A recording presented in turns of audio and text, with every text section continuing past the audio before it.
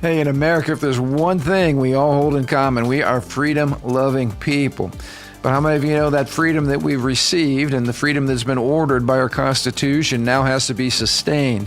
And that was the tricky part that our founders wrestled with. How do you sustain? How do you keep the freedoms that we have been entrusted with? We're going to talk about that on our podcast today, and we're going to be introduced to a concept called the Golden Triangle of Freedom.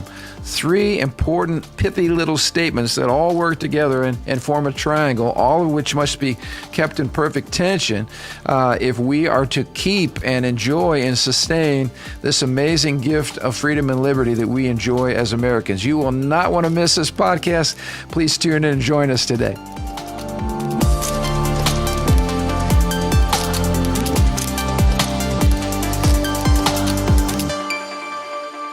Hey, welcome to the Ron Johnson Discipleship Podcast. We're thrilled you would tune in and join us for this half an hour or 45 minutes or so. We'll see how long we roll today. But we're talking about some really, really important things as it relates to liberty, and especially sustainable liberty. How do we continue in this great American experiment that we've enjoyed now for, 247 years? Was that right? I forget. I'm bad at math, so I shouldn't have even thrown that out there. But it's been a long time, and we want to know how to sustain it. So. Yeah, I mean, if you're like me, watching the news and you look at what's going on in America today, you feel like, boiling the frog a little bit, you just turn the temperature up a little bit more and more and more. And next thing, the frog is boiling, doesn't even know what's going on. It's like we're losing liberty a bit at a time, subtly, just so that no one would notice. Yeah. But if you kind of look at history and context, you realize, man, they're cranking that heat up a little quicker and quicker and quicker. Yeah. I think everybody's starting to feel the heat. On a variety of fronts, and you realize, wait a minute, if we don't get back, figure this thing out, and figure out the secret sauce, so to speak, we can't just believe this is going to go on indefinitely, and we're going to live happily ever after. The strains and the stresses on the system are showing, and I think everybody realizes that. And we're learning, especially through this book by Aaron Metaxas, if you can keep it, referring to Benjamin Franklin's famous statement after the Constitution, saying, hey, we create a republic if you can keep it. If you can keep it, yeah. But we're learning the fragility, really, of freedom. Of the liberties that we enjoy, we take for granted. That is not, we can't take it for granted because it's not like a solid thing. Because you look at the history of mankind, freedom is like a blip. Yeah. Most of the time people live in tremendous tyranny and chaos. Right. And we were saying too, as Americans, we can't just go like, everybody lives in a country like ours. No, nobody lives in a country like ours. And the liberties and freedoms and things that we've been granted, our understanding of government, of self-government, the government, that those government leaders are servants of us, that they exist to protect our liberties, that are God-given liberties. I mean, all these crazy ideas, as we have highlighted in a previous podcast, came from the Bible, and this unique American experiment in liberty is just that. It is absolutely unique. And so part of our heart in these podcasts is to make sure, especially the younger generation, but I'm speaking to our generation, I'm throwing you in my generation, you just aged quite a bit. But anyway, that if we don't recover these truths, we lose the truth, we lose the nation. That's how important this is. Well, speaking of recovery of truth, I mean, this next chapter we're talking about, the Golden Triangle of Freedom, starts out with Aaron Metaxas listening to a lecture by Os Guinness, and after he heard the truth spoken, he's like, Aaron Metaxas is Harvard educated, right? Or Stanford, I forgot, Harvard educated. He's a Yaley. Yaley, he's probably mad at us for confusing the two. They're all the same, those Ivy Leaguers. It doesn't matter now. The point is, when he heard this discussion by Os Guinness, he's like, how come I have never read this, studied this before? So let's pause. So maybe some new names here. Pastor Andrew just talked about the Golden Triangle of Freedom, and Os Guinness. Os Guinness, what I love about Os, is just like the last book we read, the author was from India, so he brought a multicultural perspective. Os Guinness is from over the pond, from Great Britain. He's a brilliant thinker. He's written, I think, over 25 books, and he's one of my favorite authors because he writes a lot about the things we're talking about right now. And this concept, Golden Triangle of Freedom, he introduces in this book right here. We're going to give you guys lots of good stuff to read.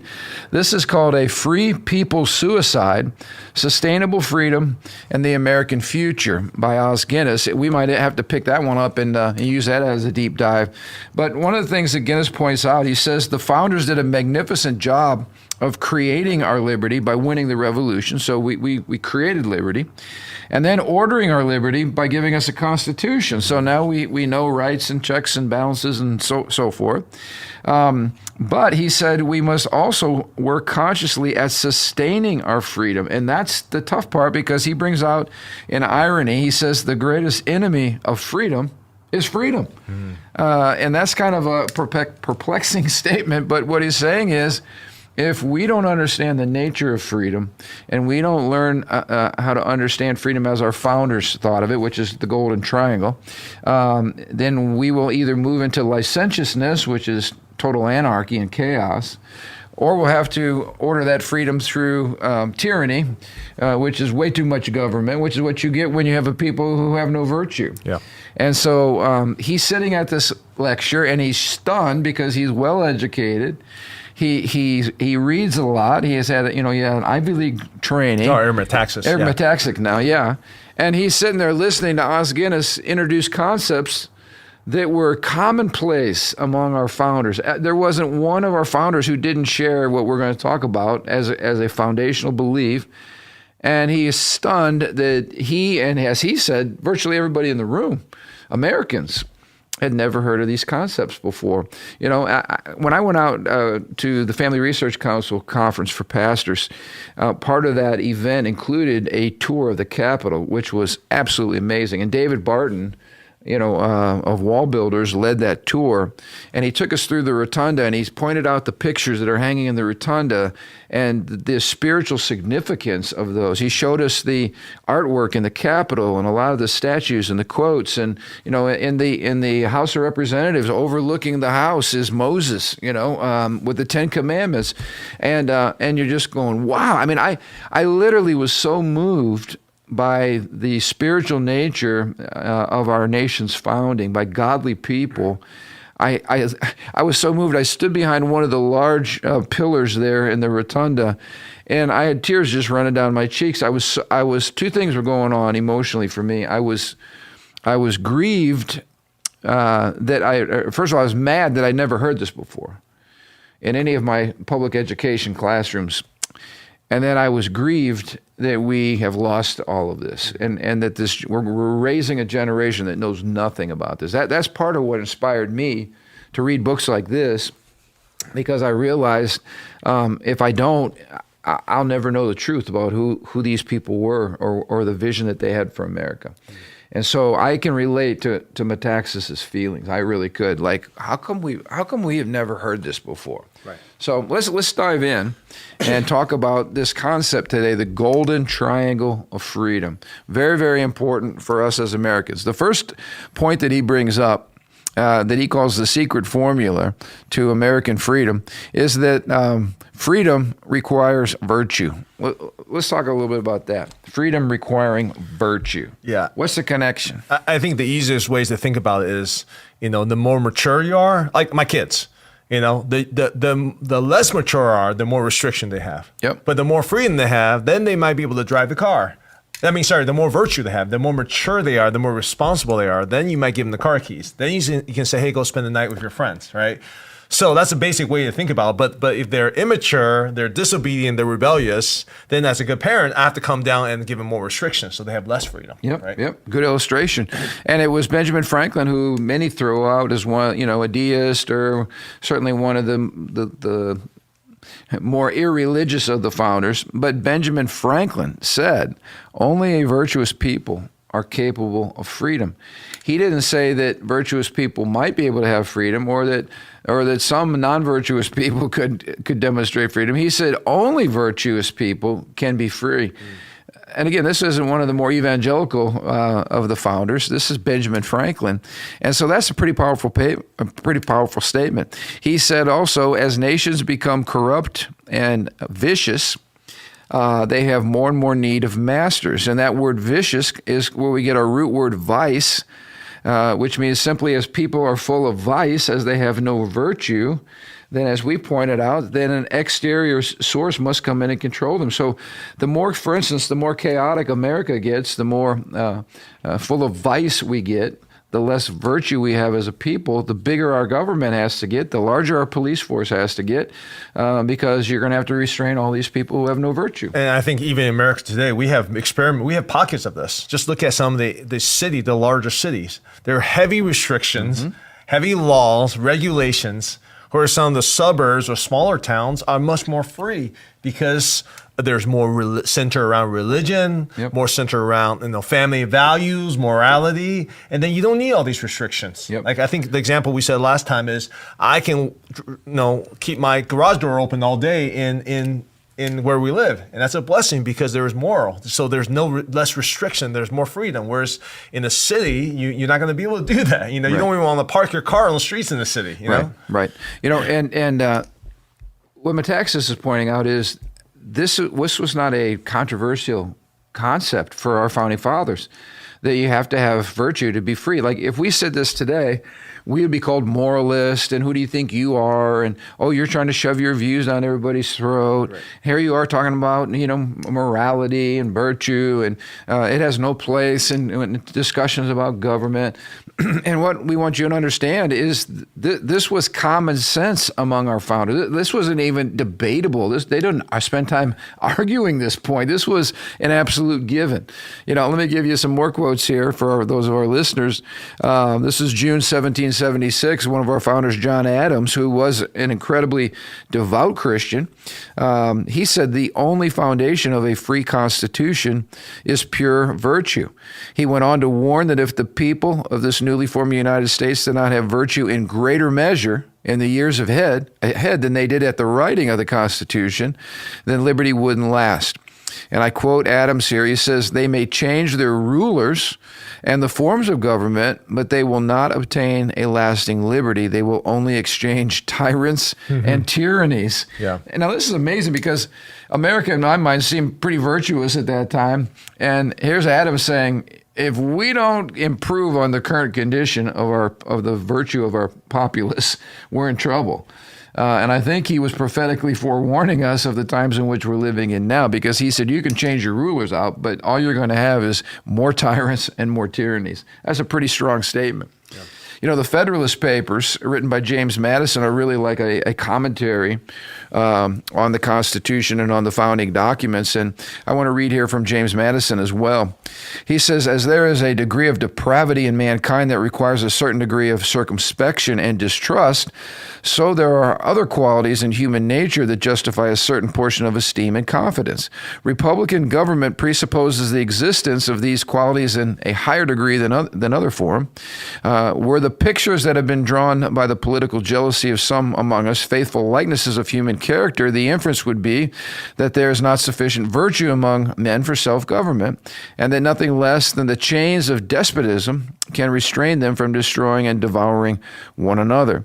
Once again, he's saying if we don't have restraint on the inside, then the chains of despotism will restrain from destroying each other. Our founders had a Christian view of human nature. They recognize that if there's not a restraint on the human heart through Christ and through the Scriptures, people will live out their selfish, carnal, vicious, nasty, lying, cheating, stealing nature. I mean, they did not have an optimistic view of human nature. They had a biblical understanding that humans are fallen. Yes, they're capable of great things, but they're also capable of wicked things. And so therefore the need for virtue. Now, Alexis de Tocqueville, who's another Frenchman who came to the United States and checked us out, he began asking some important questions. He said, why did the French Revolution end in a nightmare of guillotine executions and worse? And why had the French struggled endlessly with political upheavals and violence in the decades since the Revolution, while America had enjoyed unprecedented success? Those were the questions he was trying to ask, because the French Revolution and the American Revolution went two different directions. And of course, in his 2-volume work, Democracy in America, he started asking these questions. And here was a kind of a summary of some one of his conclusions. He said, "Not until I went into the churches of America and heard her pulpits aflame with righteousness did I understand the secret of her genius and power. America is great because she is good, and if America ever ceases to be good, she will cease to be great." Now, this is a Frenchman coming two of the American colonies at the time, and realizing that it was clear from his perspective, that the strength of America lay in the strength of the pulpit. This is a pretty powerful statement, because right now we do not have a lot of people that have a high view of the church or the pulpit or the role of the pulpit, especially in matters of public policy. And what de Tocqueville noticed was it was the strength of the pulpit that led to the strength of the pew, which led to the strength of the community, which led to the strength of the nation. If there were, and what was the secret sauce for creating a virtuous people? It was the Church of Jesus Christ. A powerful connection that even today we have a lot of pastors go, well, we're not supposed to talk about politics, and yet our founders said, no. You cannot have free people without a virtuous people, and you can't have virtuous people without churches, and you can't have good churches without pulpits, and you can't have good pulpits without preachers that are preaching the Word of God and applying it to the issues of life. Right, so going back to that golden triangle, Yep. one side of it is virtue. Yep. And the other side is religion. Religion sustains virtue, right? And then with a virtuous people, then you have freedom. But then freedom then sustains religion, or freedom of religion, right? That's so the beautiful hence triangle. Right. Yep. And so he wrote this. He said, I considered the mores, or the habits of the heart, to be one of the great general causes responsible for the maintenance of a democratic republic. And then he said that by the term mores, he meant literally habits of the heart. Liberty cannot be established without morality. And so here's the point. There's not enough government and not enough police to enforce morality on every single citizen. So there has to be a police officer in your heart called the human conscience, right? And you realize, no, I'm not going to steal that. It doesn't belong to me. No, I'm not going to cheat on this because that would be wrong. No, I'm not going to defraud you in a business deal because that's not virtue. In other words, I'm policing myself so that government doesn't have to police me. But what's doing the policing? It's the habits of the heart. It's the difference between evil and good. It's difference between right and wrong. And then where do we learn all those things? We learn them from our faith, from the Bible. And this was common sense again among our founders. And so the first principle, we established the first triangle. Going back to it, freedom requires virtue. Second leg of the triangle is virtue requires faith. So some people would say, this kind of gets back to the question, can people be good without God? A lot of moralists today, humanists, secular humanists today, say absolutely we don't need God. We can establish morality, human-based morality, apart from God. Our founders would have disagreed strongly. What's the connection there? Virtue requires faith. Well, I think a lot of philosophers or humanist philosophers will articulate that, but to me that's on the micro scale of selected individuals who maybe have some kind of strong Christian understanding. Now they have rejected God, but they have been trained in some Christian worldview. So right? we're the atmosphere in which we are breathing today. Like, right. Hey, it's wrong for you to kill that person. Well, why? Well, they might not be able to tell you why. But they feel that way. That's how they're trained. That's how they were reared. That's how they were reared. But where did that idea come from? Right, and they're not thinking on a larger scale. And on a larger scale, if you look at the history of mankind, it doesn't work. Atheism, a lack of accountability, just basic accountability. Or basically, when no one's watching, what would you do? Right? And basically, religion says someone's always watching. That in itself is a powerful, and you will be held accountable. And you will be accountable for whatever you do. One of the secular atheistic philosophers asked the question, what's the difference between helping the little old lady cross the street or just running her over, and why does it matter? Like why is it good to help the little old lady across the street? I mean, why not run her over? Like, who says? What difference does it make? In other words, how do you make those kind of moral distinctions? Why do we all inherently know that, no, it's not good to run the lady over? Help her out. She's weak. She needs help. It's a virtuous thing to help her. But we assume these things. Like, where did that come from? And in an evolutionary scheme, where all you have is matter and chemicals, where did that come from? In other words, these other worldviews do a terrible job of explaining why we all inherently know that it's more virtuous to help the little old lady across the street. And our point is, our founders believed that you could not have a foundation for virtue apart from the Scriptures, apart from Christ, apart from the gospel.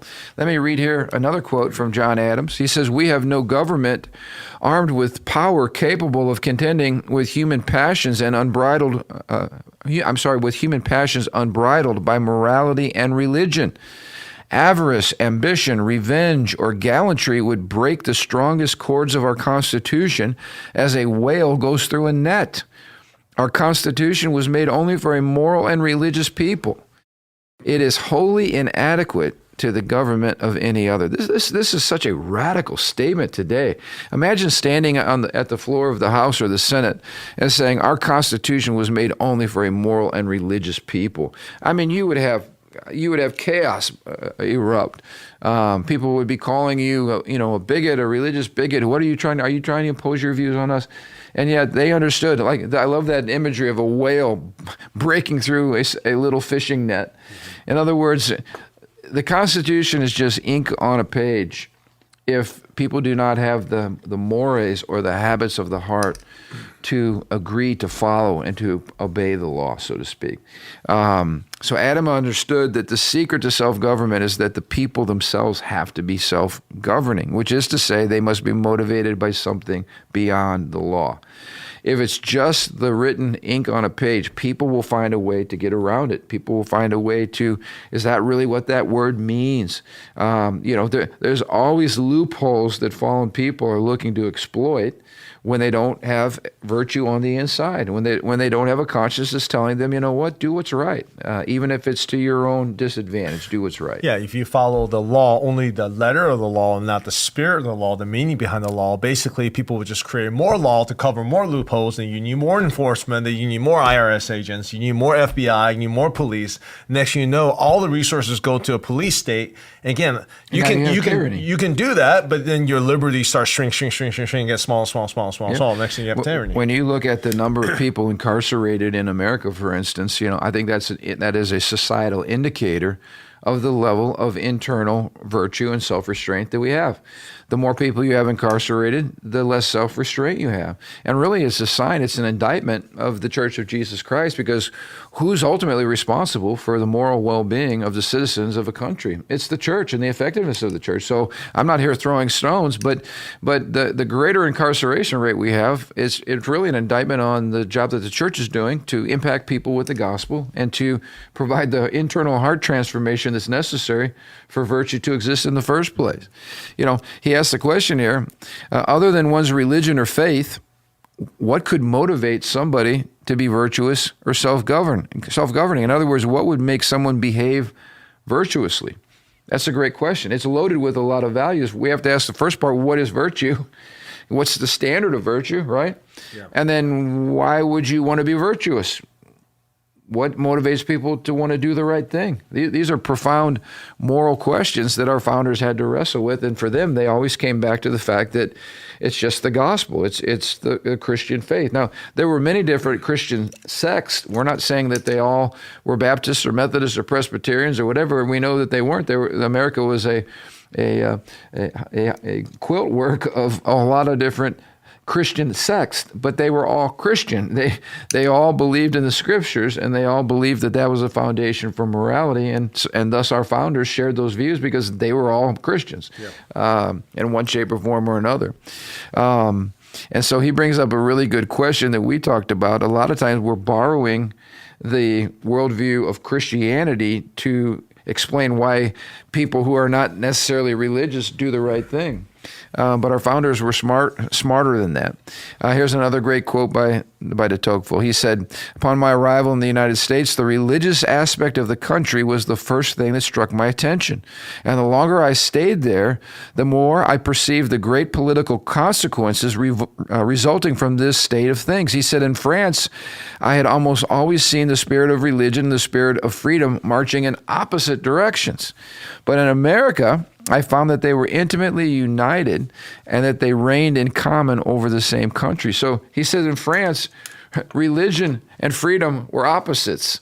Religion was viewed as, stifling and controlling, and freedom for the French was being able to basically do what you wanted to do without any restraint. But the result was a bloodbath called the French Revolution. Now he's walking around the streets of America and going, wait a minute. Freedom and religion in America go hand in hand. Virtue and faith go hand in hand. There is no tension in America, and that was part of why he saw the strength of America. We're reactionary people, Yeah. and the French view of religion and freedom is a reaction to the institutionalized, the merging of the institution of the church and the state. Right. That's European, the Catholic Church or the Anglican Church. Whereas the founders were all coming from Europe.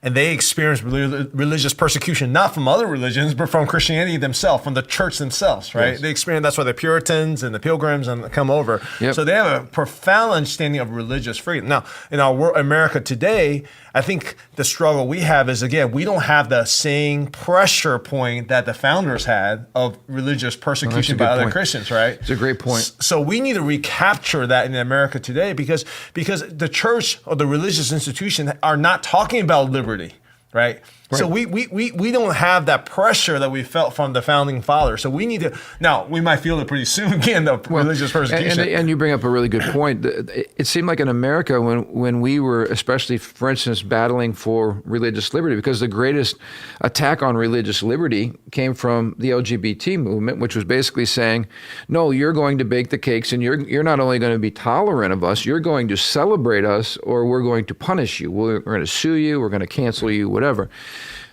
I started waving a flag, as many did, saying, wait a minute, this is a major attack on religious liberty. But we couldn't get the church or the pulpits to even pay much attention to it because, as you said, we've been, like, liberty is the air that we breathe. I mean, we just assume and take it for granted. I've never heard a sermon outside before, until recently, and growing up, that connected the Bible with liberty. I never heard of the Bible study talking about those things, right? And what a tragedy again. Right, again, until I started reading these books and hearing you preach on them, I'm like, oh, wait a second. There is a distinct connection between our biblical worldview foundation we have and the liberty we breathe today. Yeah. So there's a disconnect there. But as you said, if it's usually the liberties that are not under assault are the liberties that we take for granted, and then eventually we take them for granted for so long, then they become under assault again. Yep. And then we're like, wait a minute, and I think even COVID, I mean, when we saw the government's response, especially in liberal states, we saw the government overreach and the trampling of personal liberties. All of a sudden people are going, wow, this was like a massive wake-up call for people because they realized, I've got somebody in Washington, D.C. telling me how to live my life down to the most minute, and telling me whether I can worship or can't worship. All of a sudden, we should have had a massive wake-up call. Unfortunately, much of the church, again, was roll over and die. Don't be alarmed by this. Don't rock the boat. I think there was, as you pointed out, no theology. A lot of people standing in the pulpits today never connected the dots because they never had to. They never had to, and they were never taught that. And we have a whole missing generation. I want to talk about another threat to liberty right now is the weaponization of our police institute or federal institutes, IRS, FBI, CIA, whatever you want to call it, right? Yep. That's a major liberty issue, okay?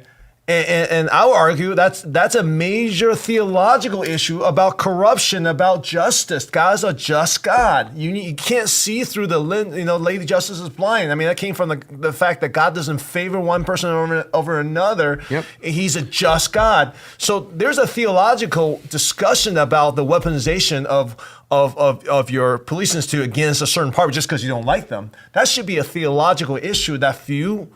Probably most churches are not talking about any of those issues. We're not connecting the dot between liberty and theology these days. And you have to wake up quick because it does not take generations to lose these liberties. They can be taken away in a moment. No, it takes half a generation. Yeah. I watched Senator Hawley, who I so appreciate, the great senator from the state of Missouri. He was grilling one of the FBI directors or agents, and he simply asked a question.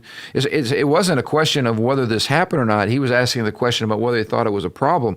He said, sir, do you find it problematic that the FBI would be tasked by the previous administration or by the current Obama administration, or it was Obama or Biden administration. I can't remember which one, but basically that the agents were sent to infiltrate Catholic churches and to monitor the speech from the pulpit from Catholic priests to determine whether that speech was a threat to democracy. So now we have the government putting plants in churches to monitor free speech and to determine whether they considered it a, quote, threat to democracy. This is like stuff done in communist countries. I mean, this is a complete trampling of religious liberty. And this agent, he could not get this agent to say anything but, well, I'm not free to comment on that. And he said, no, I'm not talking about commenting on the case. I'm talking about, do you think this would be a problem if political forces task federal agencies to basically monitor the free speech activities of churches? Do you think that would be problematic? Well, I'm not able to comment on that. No, I'm not asking you to comment on it. Do you think this is wrong? It's simple. Is it wrong or is it not wrong? And this agent wouldn't even comment, no comment whatsoever, which left Senator Hawley just absolutely stunned, because every American should say, yes, that's wrong. Of course you shouldn't be doing that. Who does the government think they are? What are you doing trampling on our liberties? Every American should feel that way, but we're at a point now where again, I've seen people willing to hand off religious liberty and even suggest that we don't need freedom of speech, or at least not total freedom of speech, or whether it's the Second Amendment right to protect yourself with a gun. It's amazing how we've lost our understanding of why these were put in place in the first place. Yeah, but again, most of the people in America talking about these issues are not pulpit-based. The talking heads, the conservative, independent talking heads talking about this issue, because there's not a connection. And this is where we got to get back to. These talking heads, political talking heads, are probably not overtly Christian. They might be right-leaning, Christian-leaning, but they're certainly not pastors. I'm talking about voices like Tucker Carlson, guys like that, right? But the pulpits itself, so what this lends to our atmosphere, to even the Christian at large, is there's no connection. Freedom's for freedom's sake. There's not a connection from freedom to the Bible. We need to make that connection again. We need to make that direct connection again to make the case, because again, even these guys who are looking for liberty, they want liberty and whatever, they don't have a root to stand on if they're not going back to the Bible, right? So who's going to be the voice that says, hey, guys, all that liberty you're talking about over there, it actually connects to the Bible. And if we're not, so you guys can promote freedom all day long without the infrastructure of the scripture, of a transcendent virtue that comes from God, not just because we think you're a nice guy, it's a transcendent force, we're still sinking sand. So it's our job, it's the church's job, and I've said this for years at Living Stones. I don't want Living Stones just to be where people come and hear a nice Bible sermon and their kids have a nice children's ministry, and boy, I love the worship and all that kind of stuff. We should be the thought leaders in our community and in our nation. Like we should be the ones connecting these dots, because if we're not, as you said, freedom is just a vague term. Like, what is freedom? It's just another virtue among a sea of virtues. Yeah, that we all kind of define ourselves. And apart from Scripture, there's no transcendent definition. Freedom is a gift that overflows from the kingdom of God, of a virtuous people. It's not just another virtue like kindness and niceness. It's just another virtue that we come up with, that we invented, right? Because if it is, then why is tyranny worse than freedom? Right. Because freedom is at the heart of God. And God says, the Son set you free, you will be free indeed. There's a scriptural back into that. Amen. And so the point, point here, big takeaway is you can't force people to do what's right. The law does not force people to do what's right. People will always find a way to circumvent the law if they want to. It's the heart, it's the virtue that comes from morality, which comes from the scriptures and from the Judeo-Christian worldview that lays the foundation for internal virtue and self-government, apart from which our Constitution does not work and our form of government cannot be sustained. A couple good quotes here. This is George Washington, and then we'll move on to the last point. He says, "Let us with caution indulge the supposition that morality can be maintained without religion. Whatever may be conceded to the influence of refined education on the minds of peculiar structure, reason, and experience both forbid us to expect that national morality can prevail in exclusion of religious principle." I'll say that again. National morality cannot prevail in exclusion of religious principles. George Washington said, you must have Scripture, the Christianity, religious principle to sustain morality. If you throw the one out, the other one's going to go down the drain. Daniel Webster, I've always said and always will say that the studious perusal of the Bible will make better citizens, better fathers, better husbands. Thomas Jefferson, can the liberties of a nation be thought to be secure when we have removed their only firm basis, a conviction in the minds of the people that those liberties are a gift from God, that they are violated, but with his wrath? I tremble for my country when I reflect that God is just and that his justice cannot sleep forever. So here's Jefferson, who's quoted as one of the most irreligious of the founders. Wasn't a Christian, didn't believe the Bible, wasn't one of certainly could not be considered in the camp of the Christian founders. How do you say that when you look at this quote? Can the liberties of the nation be thought to be secure unless they are reviewed, that these are removed, that these liberties come from God? He believed that all of our liberties came from God, and now most elected officials today in Congress, certainly Democrats, don't believe that at all. That is no longer part of the Democratic platform. God has been ejected, but yet this is Jefferson saying we know where our liberties come from. They come from God. So anyway, strong point. Let's go to the last one. And we touched on this a little bit. Faith requires freedom. You mentioned that the reason America was founded is because people, and again, this has been expunged from history, our secular history, they didn't come here primarily looking for gold. They came here looking for liberty. They came here looking for a place where they could practice their faith freely.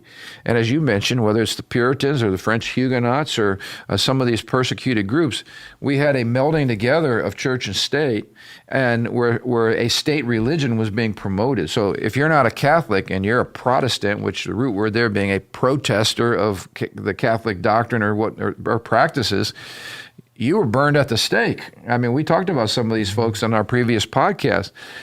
If you weren't of the state religion, you were persecuted. You were not given a pulpit. You were not allowed to speak. You couldn't read the Bible. You couldn't teach anybody. You couldn't have groups over a certain size. I mean, the whole history of religious persecution in Europe and then in the nations of the world is terrible.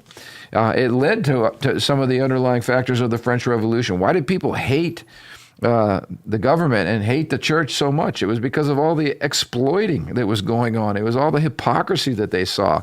That's part of why they were hanging the priests and chopping people's heads off. They were they just went the other direction. They rejected God, whereas our founders said, wait a minute, it's not God that's the problem or the church that's the problem. It's when the church thinks it has more authority than it does, or when the state thinks it has more authority. It's a mob. It's a thuggery of the church and the state together. Absolutely. Yeah. And so what made America unique, again, was the incredible diversity. You can go back and look at states, that were founded by different Christian sects. So you had Presbyterians, you had Maryland was Catholics, you had Anglicans, you had Baptists. You could literally go back in the charters of these colonies, told who it was that was founding that colony. And what made America unique was that for faith to thrive, it has to be uncoerced. You can't force people, like Islam does, convert or die. Here's the sword, convert or die. Because genuine faith has to be freely offered. It has to be something that you personally embrace, not that is shoved down your throat from the outside. So that means you have to have freedom. And this is where we get the foundation of freedom of conscience, freedom to believe what we want to believe, and that the state has no place to come in and force a person to believe a certain thing, and that the church has no place to force people to believe a certain thing, that your conscience is between you and the Lord, and that's a sacred gift from God. Mm-hmm. And someday you're going to stand before God, and you're going to give an account for your conscience and for what you believed, whether it was true or not. But no earthly institution has the power to coerce. And again, this is a radical understanding of liberty found nowhere. Even now, you do a survey of the nations of the world, you do not find this kind of freedom of conscience. I mean, go to North Korea and see how free you are. Go to communist China, see how free you are. Go to Iran or Iraq and see how free you are to go start an evangelical church there. It's not going to happen. America is a unique place where the freedom of religion has been treasured and enshrined, even in our Constitution. The freedom to believe what you choose to believe, the freedom to express your faith, not just in the four walls of your church, but in public. And again, this is absolutely unique. And it's our Christian foundations, by the way, that give us this kind of tolerance and freedom, because it's why in America you'll find a mosque on one corner, you might find a Hindu temple on the other side of town. We're not saying you have to be a Christian to be in this nation. It's our Christian faith that says we respect your faith and your beliefs, and you have the freedom to operate here, again, as long as your beliefs are not undermining and attacking our nation and what our nation believes and the values that we share as a nation. So there are limits, but there's great tolerance and great freedom in America that is found nowhere else in the world. And I think that again is the third leg of the triangle, which is important. I'm going back to de Tocqueville. He says, while in America, one of the freest and most enlightened nations in the world, the people fulfill with fervor all of their outward duties of religion. So what he found here in America is people were very religious. It wasn't the secular mindset that eventually we won't need religion. No, people in America were more free than any other nation, and they were the most religious nation that de Tocqueville had ever seen, far more religious than France. People personally choosing to worship, people personally choosing to study their Bibles, people personally choosing to give to their neighbor, to go to the nations, to share the gospel. He said the religious fervor in this nation is amazing. And that fervor did not lead to tyranny, that fervor led to more freedom. So again, what an amazing connection. He says here, the character of the Anglo-American civilization is the product of two perfectly distinct elements that elsewhere have often made war with each other. But in America, they have succeeded in incorporating somehow into one another and combining marvelously. He says, I mean to speak of the spirit of religion and the spirit of freedom. So again, we're told today, you Christians, you're a threat to democracy. You're a threat to the freedom that we all enjoy. But really, what people are saying is, you're a threat to my licentiousness. Mm-hmm. You're a threat to my freedom of expression. You're a threat to me being able to be a boy if I'm a girl. You're a threat to all these things. Whereas de Tocqueville said, no. In America, religion and freedom, hand in glove. What a unique thing. So the three triangles of liberty here, just by way of review. Help me out, my friend. We start with liberty. Liberty is the first angle, or the first side of the triangle. But how do you sustain liberty? You need virtue. You need morality. You need a mature. You need a group of people who take ownership, who care for one another, who says, you know what, on my own, even when no one's looking, I'm not going to steal. I'm not going to cheat my taxes. I'm not going to, steal from my neighbors because their garage door is open. Exactly. We're going to be virtuous. But how do you sustain virtue? Freedom requires virtue. And what virtue requires faith. It requires religion. It requires the transcendent force outside of yourselves, outside the law, outside of police, outside of the Constitution to say, I ought to do what is right even when no one's looking. I mean, I think it's the best way to describe it. And for religion to flourish, it must have freedom. Freedom, right. Which means you cannot have a state-mandated religion. You can't persecute people for not believing what you believe. You have to give people the freedom to worship God according to the dictates of their conscience. And that has been the foundation of religious liberty in America. And again, it makes us absolutely unique. So, and then for freedom to be established, it goes all the way back to the triangle again, and you just keep working your way around. But it's brilliant. And it gives us an idea of the unique tension points that must be kept in perfect balance for this freedom to be sustained. The problem in America today is, first of all, we denigrate the virtue of our nation. Our nation is founded on slavery and all these bad things. So America's bad, so our virtue is bad, so we need some new virtue. Religion's bad because it's, blah, blah, blah, blah, blah, so religion's bad. And you know what? Liberty still sounds good, but as they're chipping away at our liberty more and more, no one really cares and no one really notices it unless, it affects our pocketbook or anything like that. But when we lose liberty on other levels, no one really cares because no one's fighting for liberty anymore. And slowly we don't mind the government apart. telling us more and more what to do or punishing people. I mean, I was thinking, again, people that lost their jobs during COVID because they wouldn't take the vaccine. People that were discharged from the military because they refused to take the vaccine, even though the government said, no, you must take the vaccine or else. No, you must bake the cake or else. Well, increasing regulation. I mean, I'm talking about mandating. I remember when Obamacare kind of mandating, went to the Supreme Court mandating paying for abortive cares. Yep. I mean, all those are just like encroachment, bit more and more encroachment, more and more regulations. It doesn't matter if you have a moral resistance against abortion, for instance. It doesn't matter. You're going to buy the policy and you're going to support it whether you like it or not. Bigger government, bigger and bigger government, more intrusive government. Targeting our CIA or whatever, targeting our own people. I mean, all those different things. It's not just the COVID. That's we could go on and on connecting the dots in our culture today. But I think this is a very, very important discussion. We've got to get back to censorship, but free speech. That's another huge intrusion to liberty. Big time.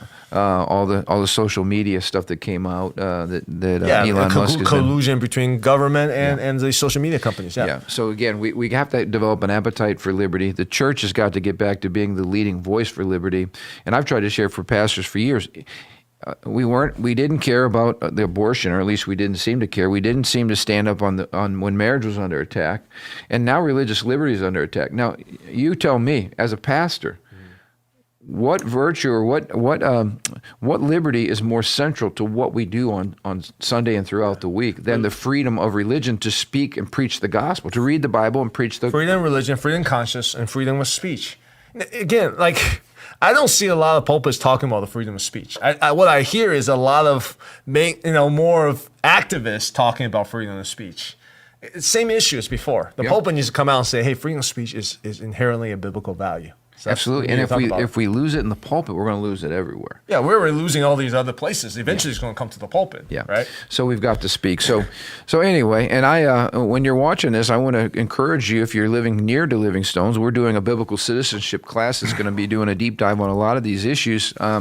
That's on Wednesday nights, and so come on out Wednesday nights 6. It's tonight when we're recording this. It's our first one, and I need to figure out when because I can be there on time. I believe it's 6 or 6:30. But anyway, 6 o'clock. So 6 o'clock Wednesday nights, we're going to be doing that for about the next 6 or 8 weeks. And I hope you'll tune in.